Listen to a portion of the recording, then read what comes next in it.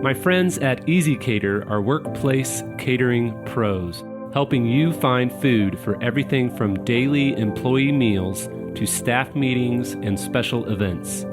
Visit ezcater.com/leaderassistant to find out more. Assistant, you are a leader. As an assistant, you constantly face obstacles that hold you back from accomplishing your career goals. Whether it's a job change, shifting deadlines, a micromanaging executive, a toxic coworker, a high-pressure project, or an intense negotiation with a vendor, the administrative profession is not for the faint of heart. If you're looking to maintain the status quo and be just an assistant, this podcast is not for you. But if you want the confidence and ability to conquer the challenges that most try to avoid, then you're in the right place. The Leader Assistant podcast exists to encourage and challenge assistants to become confident, game-changing leader assistants. Hey friends, thanks for tuning in. You are listening to the Leader Assistant podcast. I'm your host, Jeremy Burrows, and for this episode, I'm going to share an excerpt of my audiobook. My book is called The Leader Assistant: 4 Pillars of a Confident, Game-Changing Assistant. This book and audiobook, there's also a digital ebook or paperback version, so whichever medium you like to soak in your books, you can do so.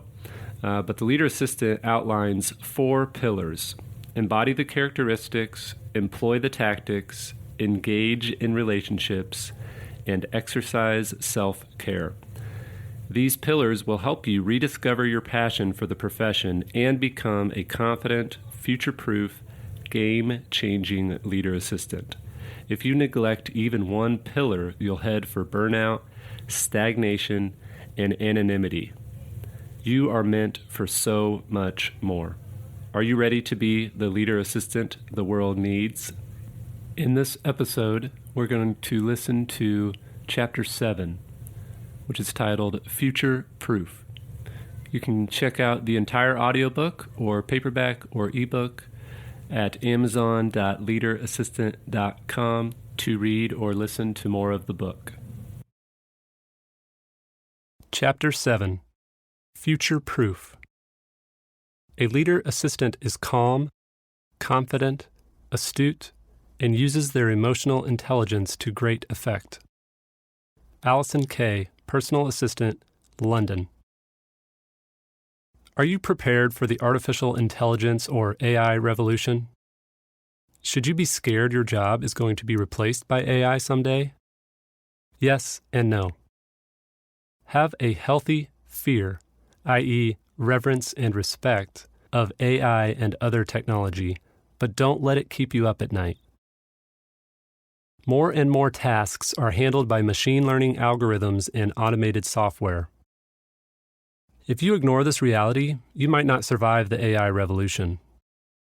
We're a long way from being fully replaced by robots, but AI is infiltrating a growing number of industries and rapidly changing the way many of us work.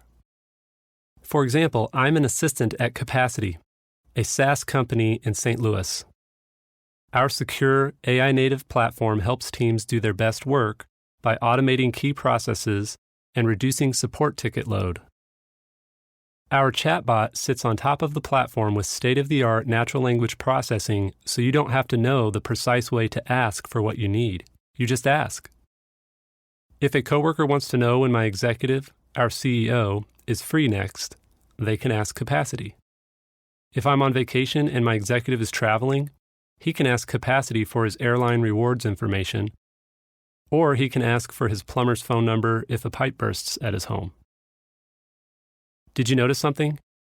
The tasks Capacity handles aren't ones that typically bring us joy and excitement. Imagine if you could spend more time solving real problems and creating amazing products instead of answering the same mundane questions over and over. If you want to be a game-changing assistant, you can't let the fear of being replaced by AI paralyze you. Instead, explore how you can use the AI revolution to make yourself more valuable. Seek out tools that give you more time at work to do what you love and what really drives results. Artificial intelligence and the future of assistance. I literally watch the AI revolution unfold at the desk across from me, and it can get overwhelming at times. You probably feel the same way when you read the latest article about artificial intelligence automating jobs. My executive puts it bluntly: automate before you're automated. But there's good news. AI will never replace humans. In fact, the future of work is not AI versus humans, it's AI plus humans. It will continue to increase our capabilities and productivity. However, though AI might not replace you, it could make your specific job obsolete. So be on the lookout for ways to reskill and upskill throughout your career if you want to be a leader assistant. For example, I know a longtime assistant who became a knowledge management expert at her company during a major reorg. It was a perfect example of embracing the need to reskill. The following 4 tactics will help you automate and prepare for the future of work. 1. Be an early adopter. The first way to future-proof your career is to learn about and use new technology as it becomes available, or even better, before it becomes available to the rest of the world. Be an early adopter. Get your hands on the latest software and tools that could help you with some aspect of your job. How? Sign up for free trials. Join beta tests, or apply to be a guinea pig for your friend's new project. Maybe it's exploring an AI platform like Capacity that can schedule meetings, automate onboarding processes, mine policy documents, and answer FAQs. Maybe it's testing an automation tool that can help you quickly audit your executive's time so you can be more strategic with their schedule. In Chapter 10, we'll look at tracking your executive's time. Or maybe it's something as simple as using Google Assistant, Alexa, or Siri to set reminders. Whatever it is, be on the hunt for opportunities to use technology that's shaping the future. If you aren't sure where to look for opportunities to be an early adopter, start by educating yourself. Take a course on artificial intelligence. Listen to a podcast dedicated to machine learning. Read books and articles about the future of work. If you'd like some guidance, I put together a guide at leaderassistantbook.com/bonus. This will help you kick off your AI learning adventure. 2. Develop your emotional intelligence. Keeping your human-only skills sharp is another way to future-proof your career. You might be up to speed on all the latest and greatest software, hip to modern business tactics, and crushing it with your leadership skills. But how emotionally aware are you? Can you control the way you express your emotions? Are you able to process the varying emotions you feel? Can you handle relationships empathetically? What have you done to develop your emotional intelligence? Here are some game-changing tactics you can employ to cultivate your emotional intelligence. Respond, don't react to conflict. To react is to let your emotions get the best of you. When you react to conflict, you say something you'll regret. To respond is to control your emotions, consider the situation, and think about what you're going to say before you say it. When you respond to conflict, you put yourself in the other person's shoes and thoughtfully share your opinions or suggest a solution. My dad and I like to face conflict head on. Growing up, we would yell at each other, talk things through, work things out, and by the end of our heated conversation, the conflict typically would be resolved. One of my former executives dealt with conflict in this way too. If we had a disagreement, we'd react to it ASAP, sometimes loudly, work through it, and move on. One day, Meg and I were in the middle of a disagreement with her parents. Instead of responding to that specific conflict in a calm and collected manner, I did what I had grown up doing. I let my emotions get the best of me and lashed out at my father-in-law with my opinion and a few choice words. As you can imagine, my reaction did not invite my in-laws to engage in further discussion. I didn't resolve the conflict, I escalated it. A blow-up like this would have sparked a genuine conversation with my dad or former executive.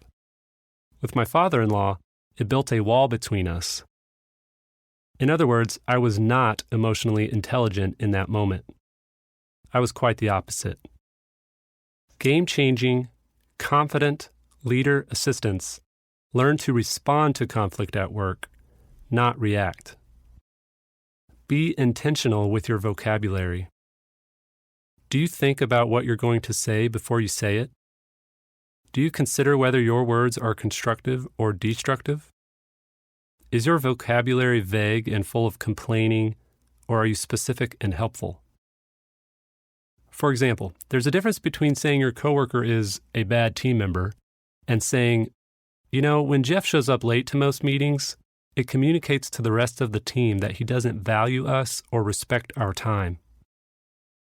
Be intentional and thoughtful with your vocabulary.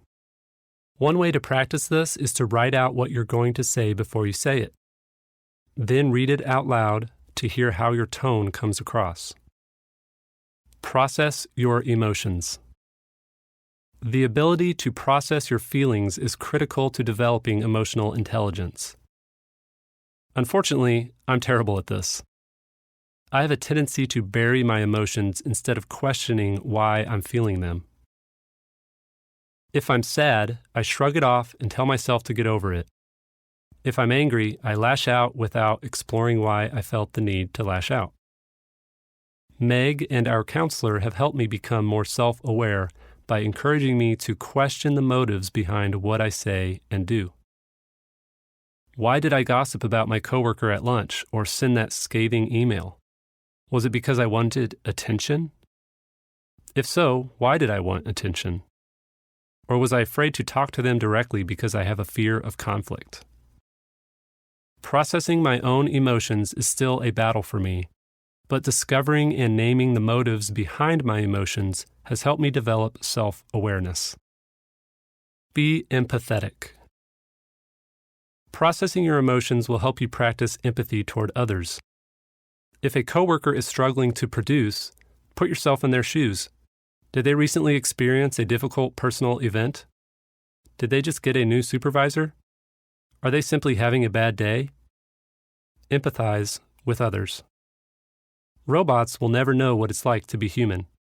They'll never be able to feel your pain, experience your joy, or know how badly you miss a loved one. They'll never be as intuitive as an emotionally aware human being. AI won't ask how your elderly father is holding up after his hip replacement. A chatbot won't be sensitive to the fact that you were crying in the break room because your cat died. A robot can't offer you a ride when your car breaks down. Okay, maybe in some places it can, but you get the idea.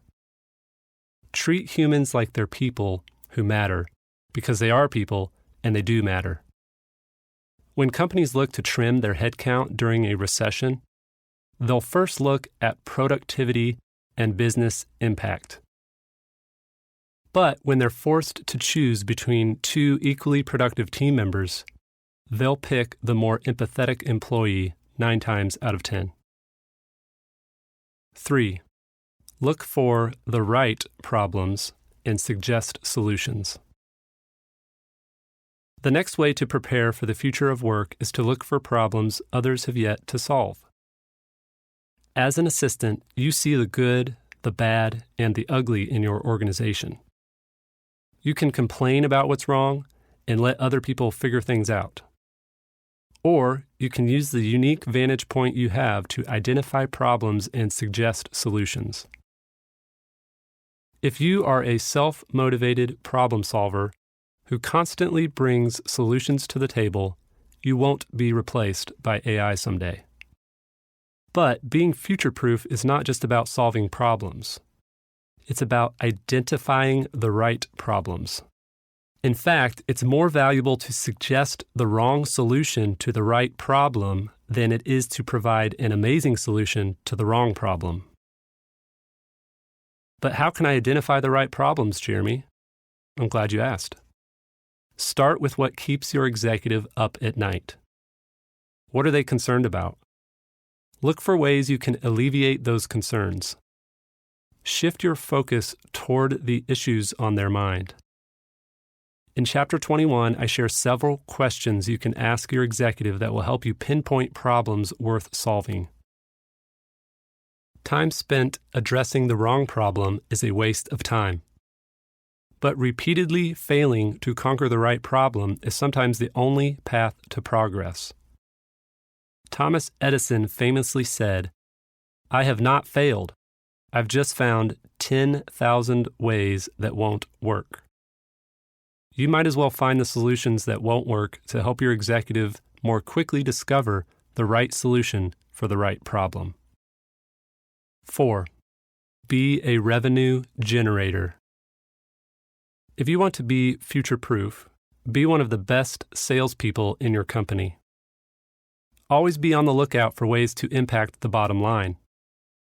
If your company fails to increase revenue or raise enough money, you and your coworkers will be out of work, so don't sit around waiting for tasks to hit your inbox. If you've never seen yourself as a revenue generator, it's time to change your perspective. This still applies to you if you work at a nonprofit, by the way, so don't skip ahead. Future-proof assistants lead by example and get those around them excited to help their company grow. If you're not excited to help your organization grow, and you don't believe in what they're doing, figure out why quick. There are a few ways to step up your sales game. First, know your company's mission, vision, and sales pitch like the back of your hand. If you don't know it, invite yourself to sales meetings so you can soak up the info. Learn how to give the pitch yourself by reading all the onboarding guides for account executives. Read the fundraising prospectus your executive just asked you to send to potential donors. The goal is to confidently and succinctly describe your organization's mission and/or product to a stranger on an elevator or to that business owner friend who could be a future customer. Speaking of friends who run a business, I sourced and helped close our young startup's first multi-year contract with a company run by a friend of mine. I'm not sharing this to gloat. I'm sharing this as a challenge to you. Who do you know that could benefit from your company's product or service? Take them to lunch and see what happens. If you believe in what your organization is doing, why not share it with your network? Second, grow your influence to increase your company's brand awareness. One of Capacity's sales team members sent me an email from an assistant in my network.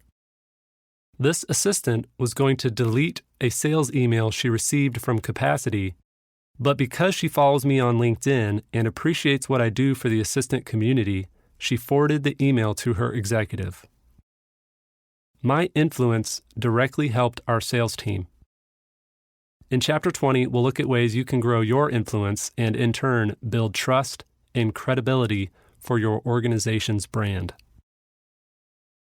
Another way to step up your sales game is to study the psychology of sales. Learn to listen to and understand a potential customer's pain points. Be ready and able to clearly articulate how your company's product is uniquely designed to solve their problem.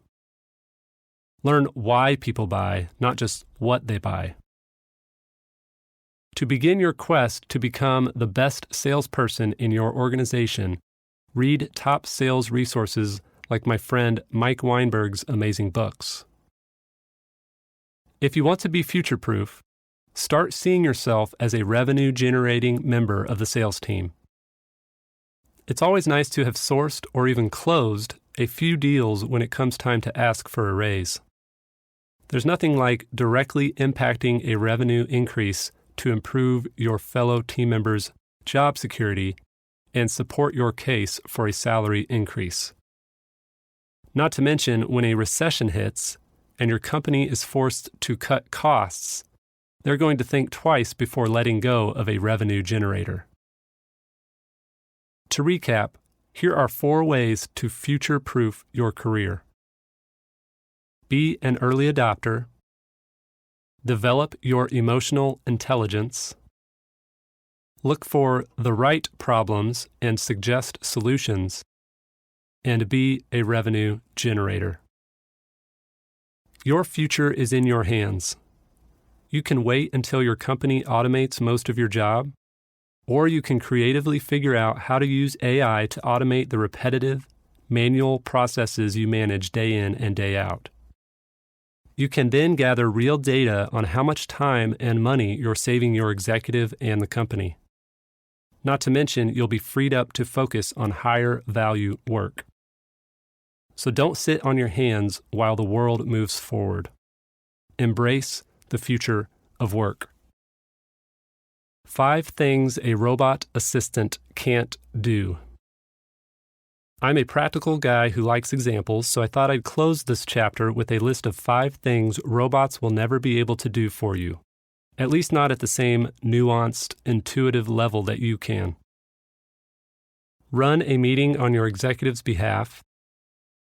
Recognize that your executive is running out of steam and needs a few days off. Call a client, kindly explain to them how your company screwed up, and answer any questions they have. Give a genuine hug to a coworker who just lost their dog to cancer. Make an intuitive decision about which applicant to hire based on a 5-minute in-person interaction. Do you want to position yourself amid the AI revolution? Be more human. Game-changing questions for self-reflection. Reflect on how future-proof you are by considering these questions. What problems have I identified at work that I could propose solutions for in the coming days? How have I developed my emotional intelligence? When was the last time I reacted instead of responding? Do I see myself as someone who can directly impact the bottom line? If not, why? Which manual processes can I automate in my work? I hope you enjoyed this chapter from my book, The Leader Assistant. Be sure to check out the entire book or audiobook at amazon.leaderassistant.com. Talk to you soon.